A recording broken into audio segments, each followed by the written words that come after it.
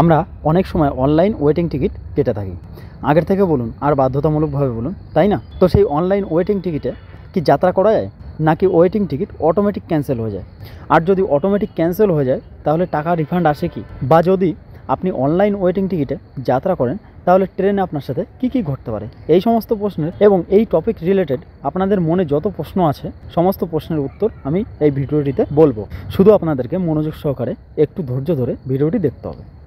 তো চলুন দেখতে থাকুন ভিডিওটি। নমস্কার, আমি পরীক্ষিত রায়, আমার চ্যানেলে আপনাদের সবাইকে স্বাগত জানাই। তো আপনার কনফিউশন হলো আপনি কি অনলাইন ওয়েটিং টিকিটে যাত্রা করতে পারবেন? না বন্ধু, আপনি অনলাইন ওয়েটিং টিকিটে যাত্রা করতে পারবেন না।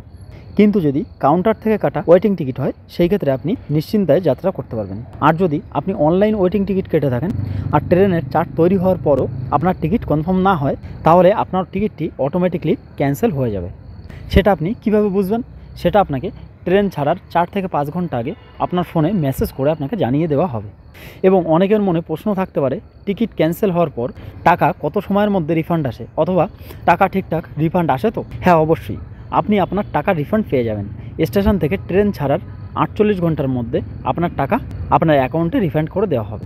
তো এখানে একটি প্রশ্ন আসে, অনলাইন ওয়েটিং টিকিট নিজে থেকে ক্যান্সেল করলে অথবা অটোমেটিক ক্যান্সেল হলে কত টাকা রিফান্ড আসে আর কত টাকা চার্জ হিসাবে কাটা হয়? তো প্রমাণ হিসাবে আপনাদেরকে একটি স্ক্রিনশট দেখাবো। আমি দুটো টিকিট কেটেছি 790 টাকা করে। তো দুটো টিকিটে টোটাল হয়ে দাঁড়ায় 790 × 2 = 1580 টাকা।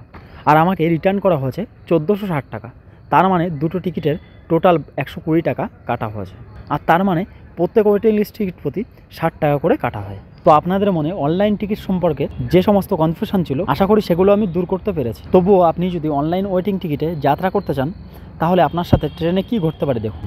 আপনি নিশ্চয়ই ট্রেনের রিজার্ভেশন কামরায় উঠবেন। তো রিজার্ভেশন কামরায় ওঠার পর আপনি মনে করুন সিটে বসে আছেন, অথবা দাঁড়িয়ে আছেন, অথবা কোথাও বসে আছেন। তো যখন টিকিট মাস্টার আপনি যে কামরাতে আছেন সেই কামরাতে উঠবে, তখন আপনার কাছে টিকিট চাইলে আপনি নিশ্চয়ই আপনার ফোনে থাকা অনলাইন টিকিটটি দেখাবেন। তো সেই অনলাইন টিকিট দেখাতেই প্রথমে তিনি বলবেন যে আপনার অনলাইন টিকিটটি ক্যান্সেল হয়ে যাবে, আর আপনি এই অনলাইন টিকিট নিয়ে ট্রেনে যাত্রা করতে পারবেন না। নতুবা আপনাকে চালু কামরাতে যেতে হবে, সেখানে গিয়ে নতুন করে চালু টিকিট করে নিতে হবে বা জেনারেল টিকিট করে নিতে হবে। তো টিকিট মাস্টার আপনার কামরাতে ওঠার পরে যে নেক্সট স্টেশন আসবে সেই স্টেশনে আপনাকে নেমে যেতে হবে এবং সেখান থেকে জেনারেল কামরাতে উঠতে হবে। আর তা না হলে টিকিট মাস্টার অথবা টিটিকে ফাইন দিয়ে স্লিপার বগিতে ট্রাভেল করতে হবে। তো ভিডিওটি একটু বড় হয়ে যাচ্ছে, সেই কারণে আমি আপনাদেরকে ডিটেলসে আর বলবো না। আপনারা নিশ্চয়ই বুঝতে পারছেন। এগুলো নিশ্চয়ই যদি আপনার সাথে ঘটে তাহলে অবশ্যই আপনি টেনশনে পড়ে যাবেন। তো আমার মতে অনলাইন টিকিট নিয়ে যাত্রা না করাটাই বেটার। এ বিষয়ে আপনার কি মতামত অবশ্যই কমেন্ট করে জানাবেন। আর চ্যানেলটিতে এমনই ট্রেন রিলেটেড হেল্পফুল আরও অনেক ভিডিও দেখতে পাবেন, যেমন বুকিং স্ট্যাটাস আর কারেন্ট স্ট্যাটাস, এগুলির মানে আসলে কি, তারপর কনফার্ম তৎকাল টিকিট কীভাবে কাটা যায়, তারপর আপনার হাতে থাকা ফোনটি থেকেই আপনি লোকাল ট্রেনের টিকিট কীভাবে কাটবেন, অথবা এক্সপ্রেস ট্রেনের অথবা সুপারফাস্ট ট্রেনের জেনারেল টিকিট কীভাবে কাটবেন, এই সমস্ত রকম ভিডিও আপনি আমার চ্যানেলটিতে পেয়ে যাবেন। আশা করি সবাই ভালো থাকবেন, সবার ভালো থাকাটাই কামনা করি। যদি ভিডিওটি ভালো লাগে অবশ্যই একটি লাইক করবেন, পাশাপাশি চ্যানেলটি সাবস্ক্রাইব করবেন পরবর্তীতে এমনই হেল্পফুল ভিডিও সবার আগে পাওয়ার জন্য। Thank you so much. জয় হিন্দ, বন্দে মাতরম।